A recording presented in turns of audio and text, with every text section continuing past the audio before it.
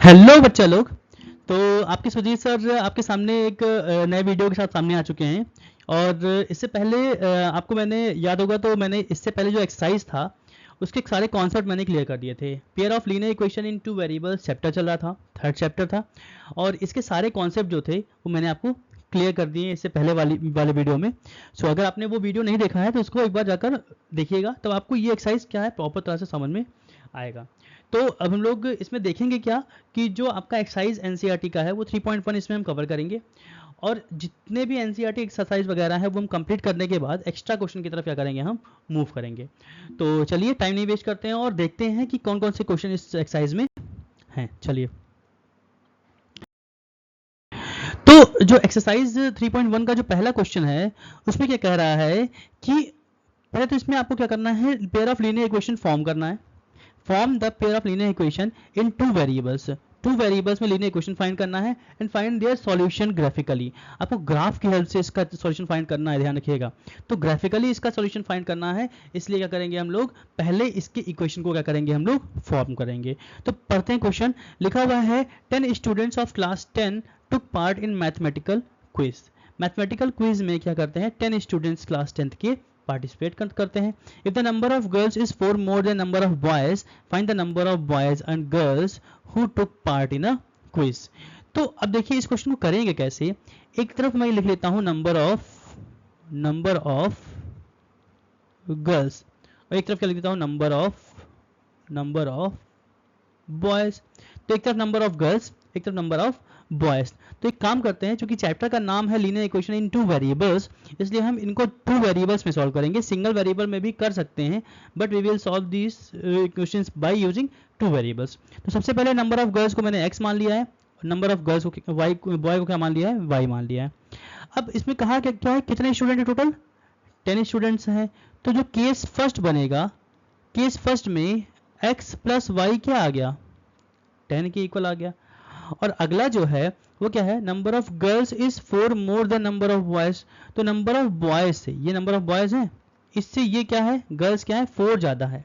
That means अगर हम x में से y को माइनस करते हैं तो हमको क्या मिल जाएगा, 4 मिल जाएगा। क्या मिल जाएगा, x minus y is equal to 4, क्योंकि नंबर ऑफ गर्ल्स जो है वो बॉयज से 4 ज़्यादा है। सपोज आपके क्लास में सपोज मैंने कहा 14 गर्ल्स हैं, और बॉयज़ कितने हैं, 10 है, 4 ज़्यादा है ना गर्ल्स। तो 14 अगर गर्ल्स हैं तो 10 क्या होंगे, बॉयज़ होंगे। तो इनका डिफरेंस कितना आएगा, अगर मैं गर्ल्स में से बॉय को माइनस करता हूँ तो मुझे क्या मिल जाएगा, 4 मिल जाएगा। तो सिंपल सा कॉन्सेप्ट ये है कि girls minus boy is equal to कितना आ जाएगा, आपका 4 आ जाएगा। ये आपका सेकंड इक्वेशन क्या हो गया, फॉर्म हो गया। ये पहला इक्वेशन यहाँ पे, और ये यहाँ पे दूसरा इक्वेशन फॉर्म हो गया है। अब इन दोनों इक्वेशन की हेल्प से हम क्या करेंगे, ग्राफिकली सॉल्व करेंगे। तो ग्राफिकली सॉल्व करने के लिए मुझे क्या चाहिए होगा, इनसे मिलने वाली वैल्यू मुझे चाहिए। मतलब आपको क्या बनाना पड़ेगा, एक टेबल बनाना पड़ेगा जिसमें इनसे रिलेटेड क्या हम करेंगे, वैल्यूज़ को नोट करेंगे और उसको हम ग्राफ पर रिप्रेजेंट करेंगे। तो चलिए देखिए, सबसे पहले मैं पहला इक्वेशन टेक कर देता हूँ, x plus y is equal to 10। X plus y is equal to 10। अगर मैं इसमें से y की वैल्यू निकालता हूँ तो क्या आ जाएगा, 10 माइनस एक्स आ जाएगा। अब इसकी हेल्प से मैं कुछ एक टेबल फॉर्म कर लेता हूँ। मुझे मिनिमम 3 वैल्यूज़ की रिक्वायरमेंट होगी, 3 वैल्यूज़ की रिक्वायरमेंट है। तो एक x, एक y और 1 2 3 पार्ट में मैंने इसको क्या किया, डिवाइड कर दिया। अब देखिए यहाँ पे अगर मैंने x की जगह पर यहाँ पे कोई वैल्यू रखा, अगर मैंने इसमें x की जगह पर मैंने कोई वैल्यू रखा, सपोज मैंने 1 रखा, तो 10 माइनस 1 कितना हो जाएगा, 9 हो जाएगा। और y की वैल्यू कितनी मिल जाएगी, मुझे 9 मिल जाएगी। सेम एज अगर मैं 2 रखूँगा तो 8 मिल जाएगा, 3 रखूँगा तो 7 मिल जाएगा। तो इस तरह से आप कोई भी वैल्यू x की जगह पर यहाँ पर इक्वेशन में रख सकते हैं और आपको क्या मिलता जाएगा, y का वैल्यू मिलता जाएगा। तो एक काम करते हैं, हम कुछ वैल्यू यहाँ रखते हैं। सपोज मैंने यहाँ पे x की जगह पर रखा, थोड़ी बड़ी वैल्यू लेते हैं। सपोज मैंने 4 ले लिया, अगर मैंने 4 लिया तो y इज कितना आ जाएगा, 6 आ जाएगा। तो x की जगह पर जब मैंने 4 रखा तो y कितना आया, 6 आ गया। अब अगर मैंने इसी इक्वेशन में, यहाँ वाले इक्वेशन में मैं x की जगह पर सपोज 6 रख देता हूँ, तो 10 माइनस 6 कितना आ जाएगा, 4। तो y कितना आ जाएगा, 4। तो x की जगह पर 6 रखा तो y कितना आ गया, 4 आ गया। कुछ और रख देते हैं, अब सपोज मैं 8 रख देता हूँ, तो y is equal to 10 minus 8 कितना आ जाएगा, 2 आ जाएगा। तो y कितना आ जाएगा, 2। कब आया, जब मैंने x की जगह पर क्या रखा, 8 रखा। तो x की जगह पर 8 तो y कितना आ गया, 2 आ गया। अब ये मैंने कौन सा इक्वेशन सॉल्व किया? अभी मैंने पहला इक्वेशन सॉल्व किया है। अब एक काम करते हैं, इसको इरेज करते हैं और सेकंड इक्वेशन की वैल्यू भी क्या करते हैं, निकाल लेते हैं। तो इस तरह से हम अलग अलग वैल्यूज क्या करते हैं, दोनों इक्वेशन को फाइंड करेंगे और इसको ग्राफ पर क्या करेंगे, रिप्रेजेंट करेंगे। तो सेकंड इक्वेशन क्या है, x minus y is equal to 4। एक काम करते हैं, इस इक्वेशन को इरेज कर देते हैं दोनों। हाँ, तो सेकंड इक्वेशन क्या है, x minus y is equal to 4। तो अगर मैं इसमें x की वैल्यू निकाला, आप किसी की भी वैल्यू निकाल सकते हैं। इससे पहले मैंने y का निकाला था, आप x की वैल्यू निकाल सकते हैं, कोई प्रॉब्लम नहीं होता है। तो y को मैं अगर इधर भेज दूं तो 4 प्लस वाई हो जाएगा।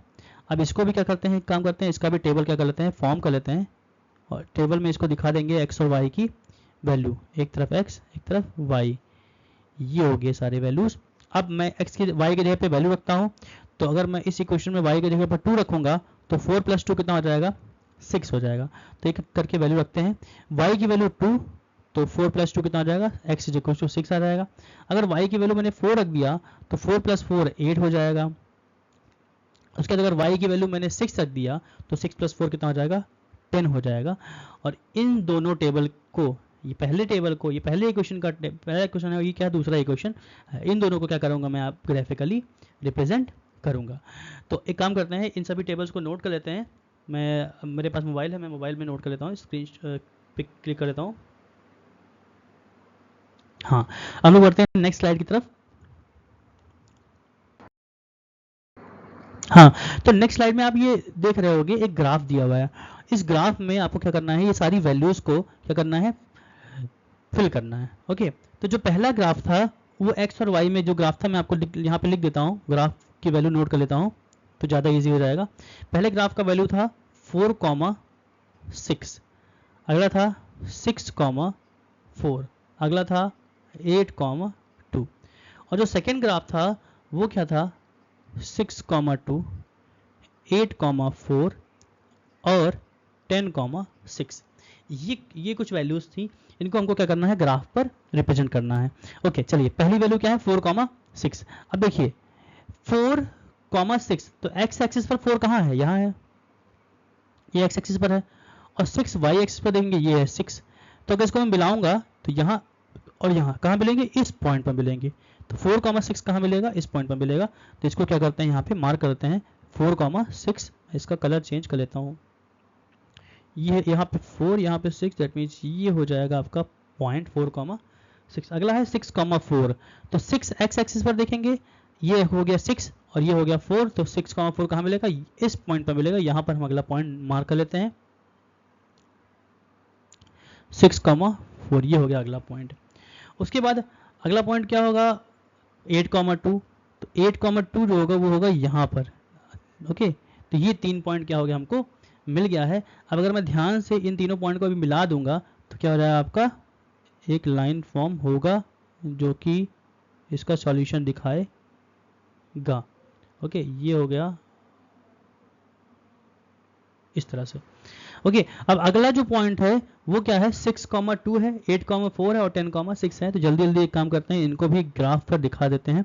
6,2, 6 और 2 का जो पॉइंट है वो है ये पॉइंट।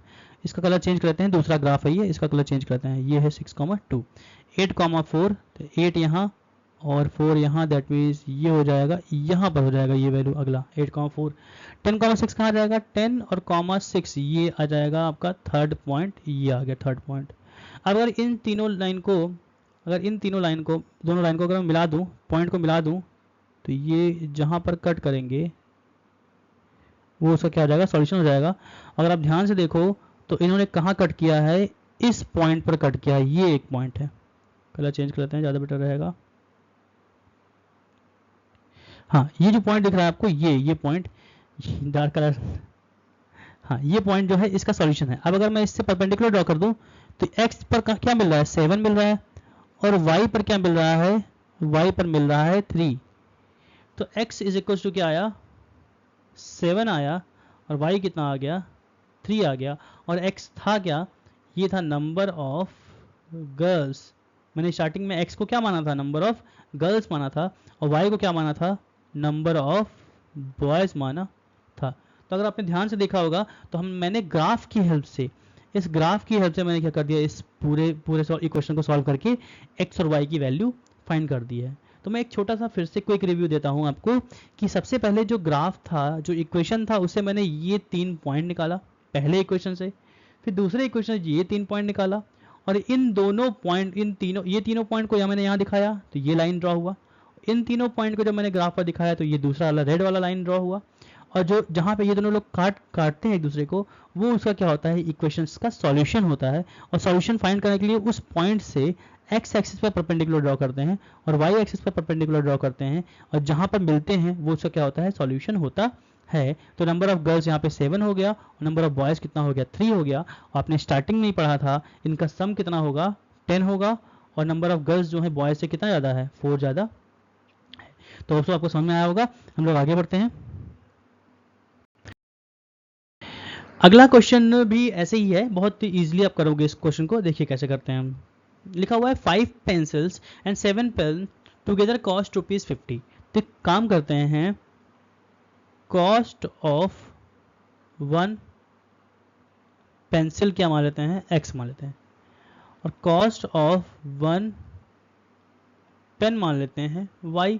अब क्वेश्चन में जो लिखा है उसी को लैंग्वेज आपको ब्रेक करना है, एक क्वेश्चन के फॉर्म में ब्रेक करना है। तो 5 पेंसिल मतलब कितने पेंसिल, 5 पेंसिल मतलब 5 और x हो जाएगा। एक पेंसिल का कॉस्ट x रुपीज़ है तो 5 पेंसिल का कॉस्ट 5x हो जाएगा। सेम एज 7 पेंसिल का कॉस्ट कितना हो जाएगा, 7y हो जाएगा। 7 पेन का कॉस्ट 7y हो जाएगा, और दोनों मिलाकर कितने रुपए का है, यहाँ पे रुपीज़ होगा, कितने रुपीज़ हुआ, 50 रुपीज़। ये हो गया आपका पहला इक्वेशन। सेम एज दूसरा है 7 पेंसिल एंड 5 पेन्स। तो 7 पेंसिल मतलब 7x और 5 पेन मतलब 5y, और दोनों का कॉस्ट कितना है, 46 रुपीज़ है। ये आपका इक्वेशन सेकेंड फॉर्म हो गया। अब इन दोनों इक्वेशन को जैसे मैंने पहले सॉल्व किया था, वैल्यूज़ निकाल के ग्राफ पर रिप्रेजेंट किया था, वैसे ही हम क्या करेंगे, इसको भी रिप्रेजेंट करेंगे। तो चलिए रिप्रेजेंट करते हैं, कोई प्रॉब्लम नहीं है। पहले इक्वेशन को से जो 5x की वैल्यू है, सपोज मैंने 5x की वैल्यू निकाल लिया, तो 7y कहाँ जाएगा, इधर राइट साइड में माइनस में चला जाएगा, तो 50 माइनस 7y। उसके बाद मैं x की वैल्यू निकालूँ तो 50 माइनस 7y अपॉन में क्या आ जाएगा आपका, 5 आ जाएगा। थोड़ा बड़ा क्वेश्चन है, आपको वैल्यू निकालने में थोड़ा सा ध्यान देना पड़ेगा कि अगर मैंने y की वैल्यू, अगर मैंने यहाँ पे y की वैल्यू सपोज 1 रखा, तो 7 बन जाए 7, और 50 माइनस 7 कितना हो जाएगा, 43 हो जाएगा। और 43 जो है वो 5 से क्या होता है, नहीं कटता है। आपका आंसर क्या आएगा, डेसिमल में आएगा। तो कुछ ऐसी वैल्यू रखते हैं जिससे कि ये डेसिमल में ना आने पाए। ओके चलिए ट्राई करते हैं। तो अगर मैंने 2 रखा तो 14 आएगा, नहीं होगा। 3 रखा 21 होगा, नहीं आएगा। 4 5 तो सीधे सीधे क्या रखेंगे, 5 रखेंगे। क्यों रखेंगे, क्योंकि 7 5 जा 35 जैसे ही 50 में से माइनस करेंगे तो 15 आ जाएगा, ऊपर क्या आ जाएगा, 15 आ जाएगा। और 15 जो है 5 से क्या हो जाएगा, इजीली डिवाइड हो जाएगा। तो इसीलिए एक छोटा सा टेबल बनाते हैं, क्योंकि जगह यहाँ पे नहीं है तो मैं ऊपर बना लेता हूँ, यहाँ पर ये कॉर्नर पे यहाँ पे मैं एक टेबल बना लेता हूँ, x और y का मैं टेबल यहाँ बना लेता हूँ।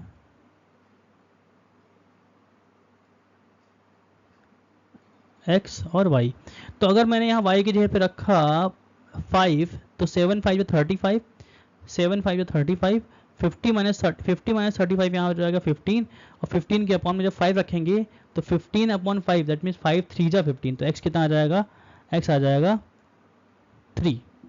ओके और क्या रख सकते हैं, 7 5 जा, अब सीधे सीधे 7 0 लिख देते हैं, काम करते हैं 0 रख देते हैं, y कितना लिख दें, 0 रख दें। तो 7 इंटू 0 क्या हो जाएगा, 0 हो जाएगा। 7 इंटू 0 0, तो 50 माइनस 0 कितना हो जाएगा, 50, और 50 अपॉन 5 कितना हो जाएगा, 10 आ जाएगा। तो एक काम करते हैं, यहाँ पर क्या आ जाएगा, 0 रखने पर क्या आया, x कितना आएगा, 10 आ जाएगा। अगर एक काम करते हैं, y की वैल्यू अब 10 रख देते हैं, तो y की वैल्यू 10, तो 7 10 जा 70, और 50 माइनस 70 माइनस 20 हो जाएगा, और माइनस 20 को जो 5 से डिवाइड करके कितना आ जाएगा, -4 आ जाएगा। ठीक है, अब इन सभी पॉइंट को एक काम करते जल्दी जल्दी ग्राफ पर रिप्रेजेंट कर लेते हैं। 3,5, तो 3 पहला कोऑर्डिनेट आया 3 और दूसरा आया 5, तो 3 देखेंगे x एक्सिस पर और 5 देखेंगे y एक्सिस पर। तो 3,5 जहाँ मिलेंगे वहाँ पे मैं पॉइंट रख देता हूँ, 3,5 मिलेंगे यहाँ पर, इस पॉइंट पर। अगला क्या है 10,0, तो 10,0 हो जाएगा, ये x एक्सिस पर ही आ जाएगा। -4,10, तो -4,10, ये थोड़ा सा गड़बड़ हो गया, -4,10 कैसे आ गया, 10 x आ जाएगा, -4 5 हो जाए 20, 10 7 जा 70। हाँ तो सही तो है यहाँ पर, लेकिन ये स्ट्रेट लाइन नहीं फॉर्म हो रहा है।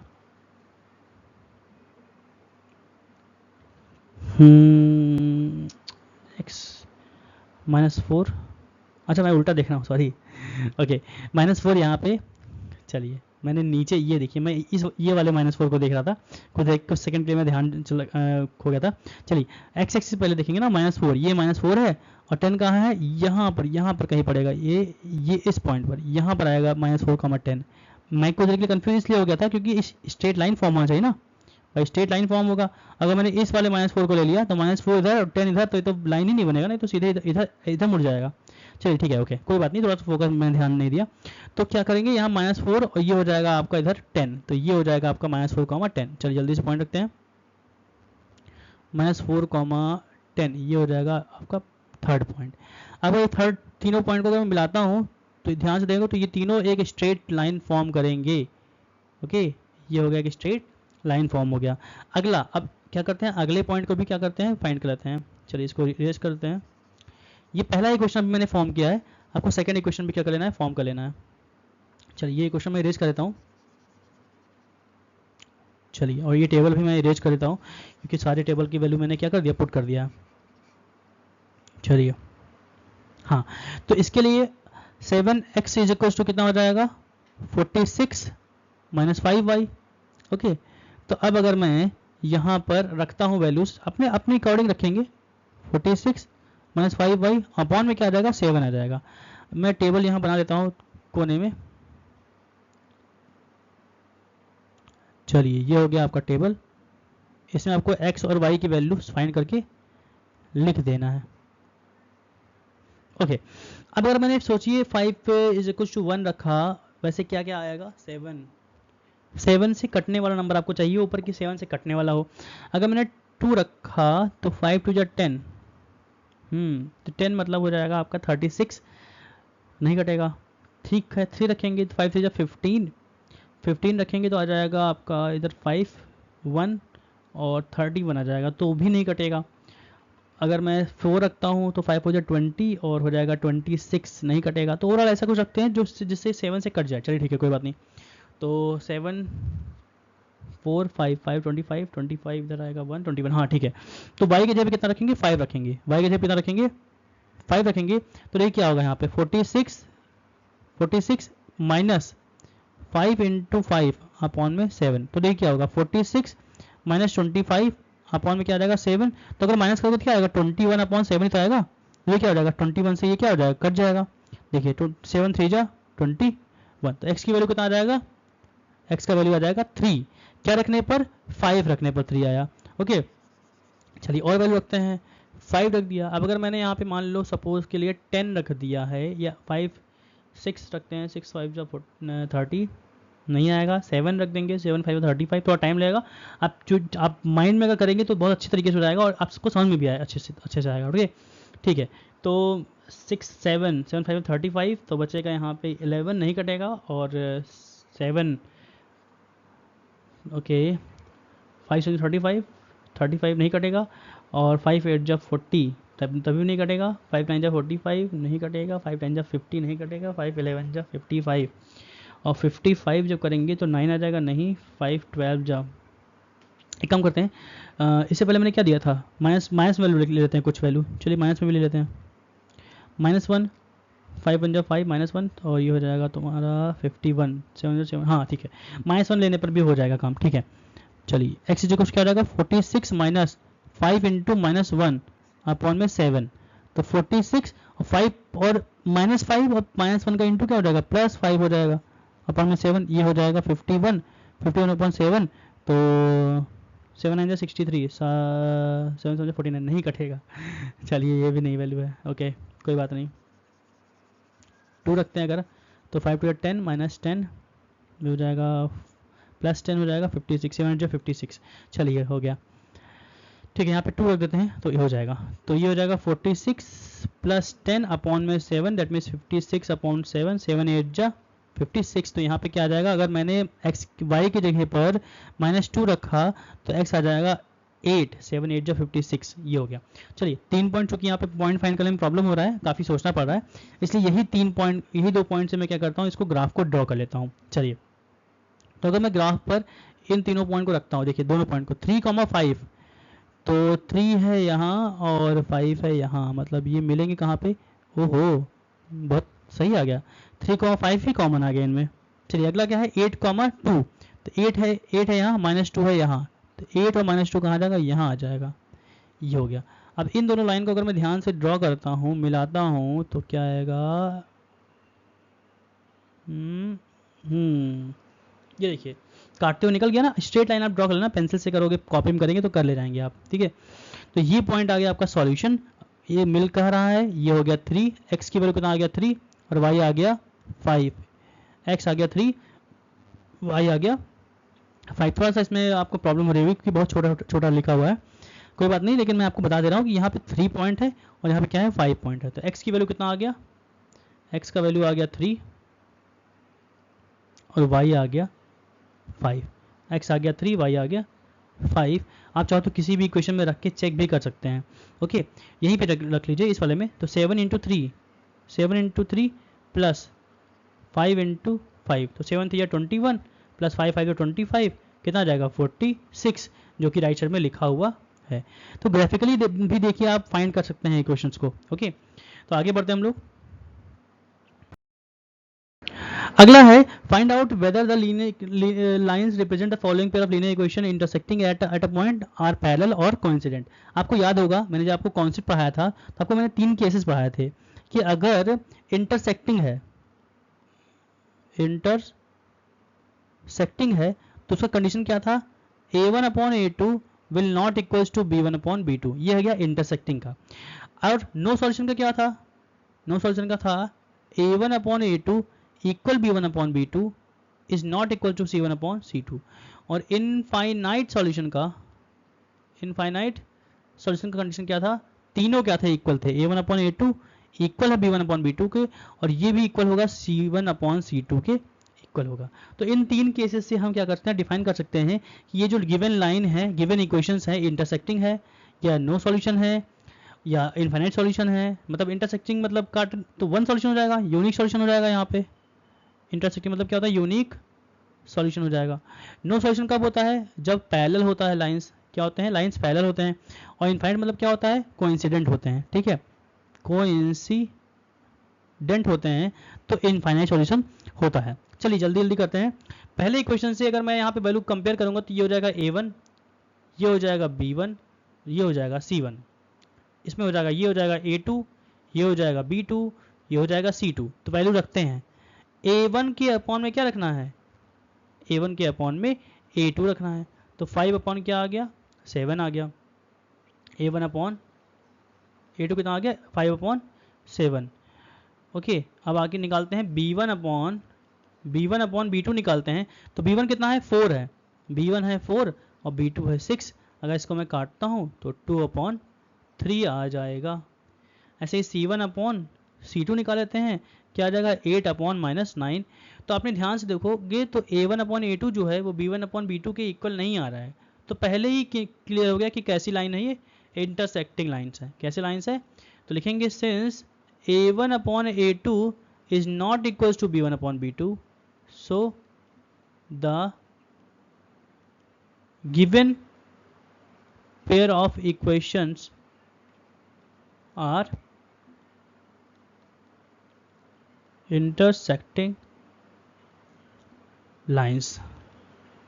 कैसे लाइन्स हैं ये, इंटरसेक्टिंग लाइन्स हैं। चलिए बहुत अच्छी बात है, पहला वाला पार्ट क्या हो गया, सॉल्व हो गया। ओके अब हम लोग करेंगे सेकेंड वाला पार्ट, यहाँ पे सॉल्व करते हैं, सेकेंड इक्वेशन सॉल्व करते हैं, देख लेते हैं कैसा कंडीशन आ रहा है उसमें।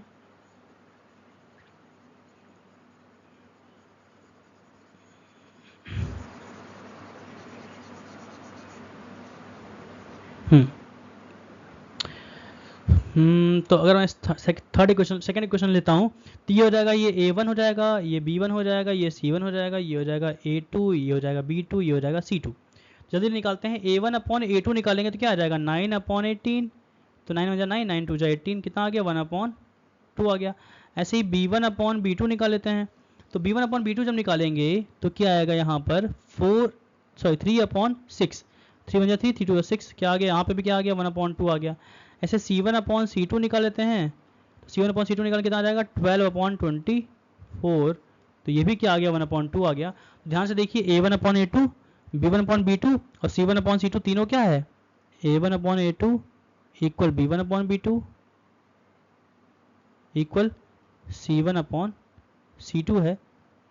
सो क्या हो जाएगा, कौन सी कंडीशन है, ये थर्ड वाली कंडीशन देखिए, c1/c2 क्या है, इनफाइनाइट सॉल्यूशन है। और ये क्या होता है, कौन सा केस होता है, कोइंसिडेंट लाइन होता है। कौन सा लाइन होता है, कोइंसिडेंट लाइन। क्या होता है, कोइंसिडेंट लाइंस है। तो आपको ये मिल गया, सेकंड वाले का भी सॉल्यूशन कंडीशन पता चल गया। चलिए आगे बढ़ते हैं। अब देखिए, अब इस क्वेश्चन को आप खुद करिएगा, एक क्वेश्चन में खाली करूंगा, बाकी आपको पता चल जाएगा कैसे करना है। कंसिस्टेंट और इनकंसिस्टेंट मैंने आपको पढ़ाया था कि कंसिस्टेंट मतलब होता है सॉल्यूशन मिलना। तो चाहे आपका ये केस आ जाए a1/a2 is not equal to b1/b2 आ जाए ये, या a1/a2 equal b1/b2 equal c1/c2 आ जाए। ये दोनों कंडीशन कौन से होते हैं, कंसिस्टेंट वाले हैं। और जो थर्ड कंडीशन है होता है a1/a2 equal b1/b2 is not equal to c1/c2, ये क्या होता है आपका इनकंसिस्टेंट होता है। तो पहला क्वेश्चन मैं चेक करता हूं, तो 3 में क्या आएगा 2 आएगा, थोड़ा शॉर्ट में करते हैं 3/2, और ये क्या है 2/3, a1/a2 आ गया 3/2, b1/b2 कितना आ जाएगा 2/-3, और c1/c2 कितना आ जाएगा 5/7। तो देखिए a1/a2 जो है b1/b2 के इक्वल नहीं है, ये पहला कंडीशन। तो क्या हो गया, कंसिस्टेंट हो गया। क्या हो गया, ये केस, ये क्वेश्चन क्या है, कंसिस्टेंट है। ऐसे इसको चेक कर लीजिएगा और इस वाले को चेक कर लीजिएगा, आप जान जाओगे कंसिस्टेंट है कि नहीं है। अगर यूनिक सॉल्यूशन है या इनफाइनाइट मेनी सॉल्यूशन है तो वो कंसिस्टेंट होगा। अगर नो सॉल्यूशन की कंडीशन आती है तो वो क्या हो जाएगा, आपका इनकंसिस्टेंट में चला जाएगा। चलिए आगे बढ़ते हैं। Which of the following pair of linear equations are consistent, inconsistent? If consistent, obtain the solution graphically. देखिए ये क्वेश्चन भी क्या है आपका कंसिस्टेंट और इनकंसिस्टेंट का है, तो इसको भी आपको वैसे ही करना है। यहाँ पे क्या है a1 क्या है 1 है, अपॉन में a2 कितना है यहाँ से 2 है, तो a1/a2 कितना आ गया 1/2, b1/b2 कितना आ जाएगा, ये भी क्या आ जाएगा 1/2 आ जाएगा, और c1/c2 भी क्या आ जाएगा 5/10, कटेगा तो क्या आ जाएगा, ये 10 लिखा हुआ है 1/10 नहीं लिखा हुआ है 1/2। तो तीनों क्या है, इक्वल है, ये तीनों इक्वल है, तो क्या हो जाएगा इनफाइनाइट सॉल्यूशन का कंडीशन हो जाएगा। चलिए बहुत अच्छी बात है। तो इसी को अभी तक मैंने 2 क्वेश्चन ग्राफिकली बता दिया है। ग्राफिकली करने में काफ़ी टाइम लगता है, इसलिए आप क्या करिएगा, लंबा काफ़ी वीडियो बहुत ज़्यादा लंबा हो जाएगा इसके बाद अगर ज़्यादा मैं पढ़ाऊँगा तो क्या करना है आपको, इसको जैसे मैंने पहले और दूसरे क्वेश्चन करा था उस तरह आपको ग्राफिकली इसको ग्राफ पर क्या करना है, रिप्रेजेंट करना है। देखिए मैंने ग्राफ भी आगे दिया हुआ है, नहीं दिया हुआ है कोई बात नहीं, अगर ग्राफ दिया होता तो ग्राफ में इसको रिप्रेजेंट करता, लेकिन चूंकि बहुत लंबा हो जाएगा इसलिए आपको क्या करना है, ग्राफिकली रिप्रेजेंट करना है खुद से। अगर सॉल्यूशन है तो ग्राफिकली करेंगे, अगर है ही नहीं तो ग्राफिकली करने की क्या जरूरत है। अगर नो सॉल्यूशन की कंडीशन आ गई, अगर नो सॉल्यूशन का कंडीशन आ गया है तो आपको ग्राफिकली नहीं करना है उसको, क्योंकि उसका कोई सॉल्यूशन ही नहीं है, और जब सॉल्यूशन ही नहीं है तो फाइंड क्या करोगे। तो इसीलिए जिसमें आपको कंसिस्टेंट आएगा, कंसिस्टेंट वाली कंडीशन जिसमें आती है उसी को आपको ग्राफ पर क्या करना है, दिखाना है। चलिए क्वेश्चन नंबर 5 क्या है, 5 कह रहा है कि half the perimeter of a rectangular garden whose length is 4 more than its width is 36। तो ध्यान से देखिएगा, यहाँ पे ये हो गया कॉमा लगाकर एक्स्ट्रा सेंटेंस है। इसको पढ़ते कैसे हैं, बच्चे कंफ्यूज होते हैं, इसको पढ़ेंगे कैसे, जो ये कॉमा लगाकर जो एक्स्ट्रा सेंटेंस है इसको एक काम करिए बाद में पढ़िएगा। कैसे पढ़ेंगे, देखो half the perimeter of a rectangular garden is 36, half the perimeter of rectangular garden is 36, मतलब ये जो 36 दिया हुआ है ये क्या है, पेरीमीटर का हाफ है। तो सबसे पहले क्या करेंगे, एक काम करेंगे, एक तरफ लिखते हैं लेंथ, एक तरफ लिखते हैं ब्रेथ। लैंग्वेज आप लिख दीजिएगा कि let the length be x and breadth be y। उसके बाद उसने कहा पेरीमीटर का हाफ, तो क्या होता है पेरीमीटर का फॉर्मूला क्या होता है 2 इंटू एल प्लस बी, ये होता है पेरीमीटर। और जब इसका हाफ करेंगे तो हाफ मतलब होता है 1/2 से इंटू कर देना। तो पेरीमीटर का हाफ जो है वो कितना दिया हुआ है 36 दिया हुआ है। तो एक काम करते हैं वैल्यू रखते हैं, ये 2 से 2 क्या हो जाएगा कैंसिल हो जाएगा। और एल कितना है आपका लेंथ है x प्लस ब्रेथ कितना है y है, तो x plus y is equal to 36। ये आ गया आपका पहला equation, x plus y is equal 36 आ गया आपका पहला इक्वेशन। अब बाकी बचे हुए लाइन को पढ़ते हैं, जो मैंने अंडरलाइन किया है यहाँ पर येलो लाइन से, इसको पढ़ते हैं। Whose length is 4 more than its width, जो विड्थ है वो लेंथ से क्या है, एक सेकंड, हुज लेंथ इज, हाँ लेंथ जो है 4 मोर है विड्थ से। तो विड्थ मतलब चौड़ाई, ब्रेथ को ही विड्थ कहते हैं, ठीक है। तो लेंथ जो है वो विड्थ से कितना बड़ा है 4 बड़ा है। तो इक्वेशन क्या बन जाएगा भाई, गर्ल और बॉय वाला क्वेश्चन है एकदम सेम, कि गर्ल्स जो थी बॉय से 4 ज्यादा थे। यहाँ पर क्या है लेंथ जो है वो ब्रेथ से क्या है 4 ज्यादा है, तो इसलिए लेंथ में से ब्रेथ को क्या किया माइनस किया, क्या आया इक्वल में 4 रख दिया।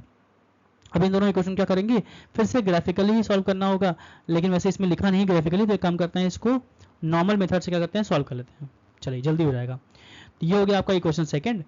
तो x plus y is equal कितना आ गया 36, और दूसरा बन गया equation x minus y is equal to 4। अब इन दोनों इक्वेशन को अगर मैं एलिमिनेशन मेथड से सॉल्व करता हूं, जिसको मैं आगे चल के डिफाइन करूंगा, परेशान मत होइएगा, अभी आगे एक्सरसाइज पूरा प्रॉपर इसी मेथड पर है, तो अभी मैं आपको सॉल्व करके केवल दिखा देता हूं। अगर मैं इन दोनों इक्वेशन को ऐड करता हूं तो क्या होगा, ये दोनों क्या हो जाएगा कट जाएगा, क्योंकि एक प्लस एक माइनस, इसलिए क्या हो गया कट गया। और x प्लस एक्स कितना x हो जाएगा 2x इज इक्वल टू 40, तो x is equal to 40 upon में 2 दैट इज 20। तो x कितना आ जाएगा, x आ जाएगा आपका 20। x क्या था लेंथ था। और अगर मैं x की वैल्यू किसी भी इस इक्वेशन में रख दूं चाहे इस इक्वेशन में रख दूं, तो आपको क्या मिल जाएगा, आपको y की वैल्यू मिल जाएगा। तो मैं इस वाले इक्वेशन में रख देता हूं x की वैल्यू, x की जगह रखेंगे 20, तो 20 प्लस वाई इज कितना है 36, तो y कितना आ जाएगा 36 माइनस 20 दैट इज 16। तो ब्रेथ आपका आ गया 16, लेंथ आ गया 20, और इसने कहा था लेंथ जो है 4 मोर है, तो ध्यान से देखिए लेंथ जो है 4 मोर है ब्रेथ से, तो ये कंडीशन भी फुलफिल हो रहा है। तो आपको समझ में आया होगा होप सो। आगे बढ़ते हैं। अब ये सब क्वेश्चन वगैरह जो है आपको बताना है कि इंटरसेक्टिंग लाइन है, पैरेलल लाइन है या कंसिस्टेंट लाइन है। इसको आपको चेक करने का सिंपल सा तरीका क्या पता था, a1 अपॉन a2 जो होता है वो इक्वल नहीं होगा b1 अपॉन b2, क्या हो जाएगा तब इंटरसेक्टिंग लाइन हो जाएगा। अगर a1 अपॉन a2 इक्वल है b1 अपॉन b2 के, इक्वल है c1 अपॉन c2 के, तो पैरेलल लाइन हो जाए, सॉरी पैरेलल नहीं कोइंसिडेंट लाइन हो जाएगा। और पैरेलल वाले का होता है नो सॉल्यूशन, इसमें होता है a1 upon a2 equal b1 upon b2 is not equal to c1 upon c2। ठीक है, ये केसेस होता है, ये मैं सारे केसेस लिख देता हूँ, एक काम करता हूँ।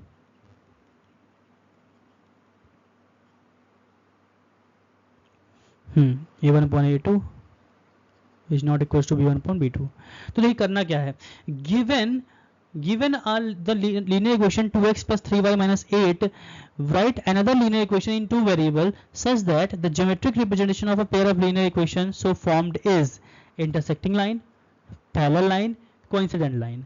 अब देखिए कैसे करेंगे इसको, आपको इक्वेशन दिया हुआ है 2x प्लस 3y और 8 को हम उधर भेजते हैं, तो 8 को मैं उधर भेजता हूँ प्लस हो जाएगा, ये 8 उधर जाकर क्या हो जाएगा प्लस हो जाएगा। तो ये इक्वेशन दिया हुआ है और आपको एक दूसरा इक्वेशन अपने मन से बनाना है कि वो कौन से कंडीशन को फॉलो करे, इंटरसेक्टिंग लाइन की कंडीशन को फॉलो करे। तो एक काम करते हैं, पहला इक्वेशन बनाते हैं। क्या होता है इंटरसेक्टिंग में a1 अपॉन a2 जो होना चाहिए वो इक्वल नहीं होना चाहिए b1 अपॉन b2 के। तो बहुत ईजी है, देखिए ये a1 है, ये a1 है, तो दूसरा क्या होगा a2 होगा।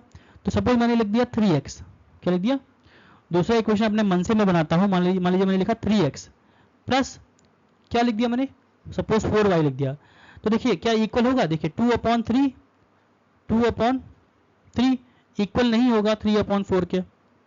देखिए a2 क्या है, b2 क्या है, b1 है 3 और b2 क्या है 4 है, तो 3 अपॉन 4 ये हो गया और ये होगा 2 अपॉन 3। तो ये दोनों इक्वल नहीं है, इसलिए कौन सी लाइन बन रही है ये, इसको कुछ भी लिख दीजिए। 3x प्लस 4y जो कुछ क्या आ गया 7 आ गया। ये आपने अपने मन से एक लाइन बना दिया है जो किस इक्वेशन को फॉलो कर रहा है, इंटरसेक्टिंग लाइन वाले कंडीशन को फॉलो कर रहा है। कैसे भाई, ये इक्वेशन दिया हुआ था और आपको अपने मन से एक इक्वेशन फॉर्म करना था तो आपने अपने मन से ऐसा इक्वेशन फॉर्म किया कि a1/a2 जो हो वो b1/b2 के इक्वल नहीं होना चाहिए।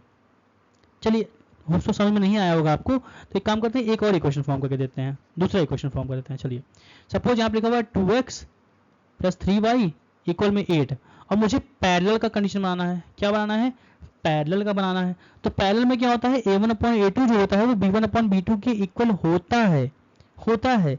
तो इसीलिए मैं क्या करता हूँ, इसको मैंने मान लो 4x लिख दिया, डबल किया ना, देखो 2 का डबल कितना होता है 4 किया, तो इसको भी डबल कर देते हैं, ये हो जाएगा 6y। तो अगर आप ध्यान से देखोगे तो 2/4 जो होगा वो क्या आएगा 1/2 और 3/6 क्या आएगा, वो भी क्या आएगा 1/2। तो ये दोनों क्या आ गया, इक्वल आ गया। भाई आपको इक्वल करना था ना, पहले लाइन की कंडीशन क्या है, a1/a2 जो होगा वो b1/b2 के इक्वल होना चाहिए। इसलिए मैंने क्या बनाया, 2 को 4 किया और 3 को 6 कर दिया। लेकिन ध्यान रखिएगा c1/c2 इक्वल नहीं होना चाहिए, ये मत कर दीजिएगा, इसको 16 लिख दीजिए। 8 को 16 लिख दोगे तो 8/16 ये भी आ जाएगा 1/2। तो ये कौन सी कंडीशन बन जाएगा, अगर मैंने यहाँ पे 16 लिख दिया तो ये कौन सा इक्वेशन को फॉलो करेगा, इसको फॉलो करेगा ना भाई, तीनों इक्वल हो जाएगा। 2/4 ये भी 1/2, 3/6 ये भी 1/2 और 8/6 ये भी 1/2। तो तीनों क्या आ जाएगा 1/2 1/2 1/2 आ जाएगा। तो ये कौन सा लाइन हो जाएगा, कोइंसिडेंट लाइन हो जाएगा। लेकिन अगर मैंने इस 16 को हटाकर मैंने अपने मन से कोई सपोज मैंने यहाँ लिख दिया 10 लिख दिया, सपोज 10, तो अब ये कौन से कंडीशन को फॉलो कर रहा है, पैरेलल लाइन की कंडीशन को फॉलो कर रहा है। ओके, तो होप सो समझ में आया होगा। बाकी थर्ड वाला आपको मैंने बनाकर दिखाई दिया है। यहाँ पे 8 को अगर मैं यहाँ 16 लिख देता हूँ, अगले वाले क्वेश्चन में यहाँ पे 16 रख दिया मैंने इसकी जगह पर 10 की जगह पर, तो ये किस कंडीशन को फॉलो करेगा, कोइंसिडेंट लाइन की कंडीशन को फॉलो करेगा। चलिए अगला question, draw the graph of the equation this and this, determine the coordinates of the vertices of triangle formed by line and x-axis।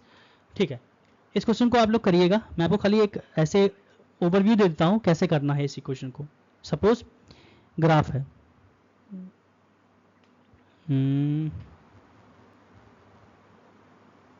Okay,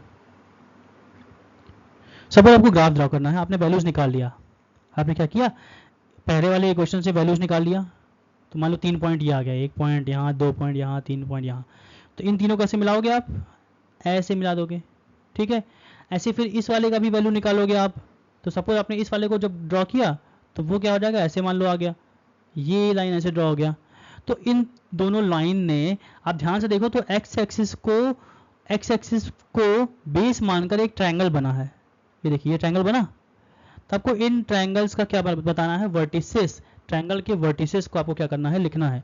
vertices मतलब हो गया आपका ये पॉइंट, मैं आपको मार्क कर देता हूँ, ये पॉइंट, इस पॉइंट का और इस पॉइंट का आपको क्या करना है, कोऑर्डिनेट लिखना है। तो सपोज ऐसे 1 2 3 4 ये आ गया 5, सपोज 1 2 3 4 5, इधर आ गया 1 -1। तो क्या होगा, ध्यान से देखिए, इसका कोऑर्डिनेट क्या आएगा, 5,0 आ जाएगा। इसका कोऑर्डिनेट क्या आएगा, -1,0 आ जाएगा।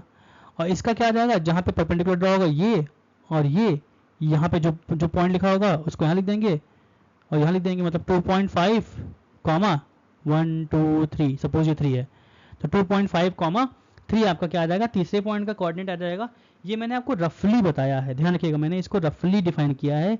आपको इसको खुद से ड्रॉ करना है, ट्रायंगल बनाना है और ट्रायंगल के तीनों कोऑर्डिनेट्स को क्या करना है, निकालना है। चलिए बढ़ते हैं आगे। हाँ तो ये देखिए ग्राफ यहाँ पे ड्रॉ कर लीजिएगा आप ग्राफिकल रिप्रेजेंटेशन की हेल्प से, और आगे देखते हैं। चलिए आगे क्वेश्चन खत्म हो चुका है और क्वेश्चन वगैरह को हम और भी लेंगे। अभी नेक्स्ट एक्सरसाइज मुझे करना है और उन सभी एक्सरसाइज के क्वेश्चन को अच्छे से उड़ाएंगे। और बाकी आपको जो भी डाउट वगैरह है आप मुझे कमेंट में रिप्लाई करिए, मैं उसके सारे कमेंट्स का क्या करूँगा, रिप्लाई आपको करूँगा।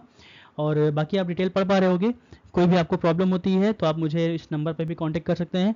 और बाकी अयोध्या में अगर आप रहते हैं और मुझसे ऑफलाइन क्लासेस पढ़ना चाहते हैं तो उसके लिए भी आप मुझे कांटेक्ट कर सकते हैं। चलिए होप्स आपको समझ में आया होगा। बाकी थैंक यू सो मच।